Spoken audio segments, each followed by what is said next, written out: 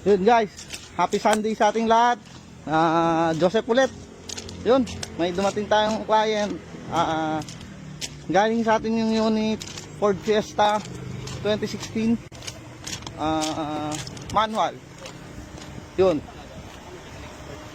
Ang naging issue nito is coolant tank. Yun. Nabutas yung coolant tank niya. Pero galing to ng Los Baños, no? Galing to ng Los Baños, butas yung coolant tank. Kasi maganda naman yung cooling system nito simulat sa pool. Arrow wide na lang yung coolant tank niya. Ayan. Kaya pinalitan na rin natin ngayon. So yun, ngayon all goods na to. Spark plug, nagpalit tayo kasi ang nakakabit hindi pa iridium. Hindi pa iridium, platinum pa lang. So nagpalit tayo ng bagong spark plug nito. Kaya man-manan lang. Ano sir? Itong ilaw, hindi maayos eh. Oh. Paano kaya? Ay sige, ako na bahala dyan mamaya sir.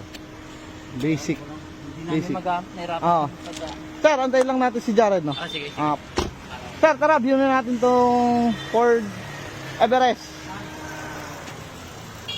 Kakakuha lang nito eh, kaya may mag-review sila sir.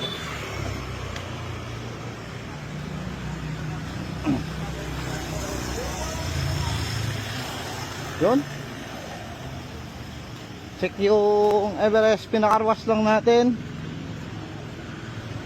para titignan natin kung may mga scratch kaya pero mukhang walang mga scratch ready for ano na to. Ay, pwede lang ano to, pwede lang labas. Pwede na po yan, sir. Sige. Sir, test drive natin. Okay lang. Ito lang makita nyo eh.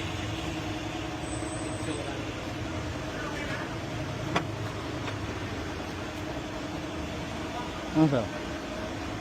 Ayan, kapag eto natutupi yan sir, flat siya.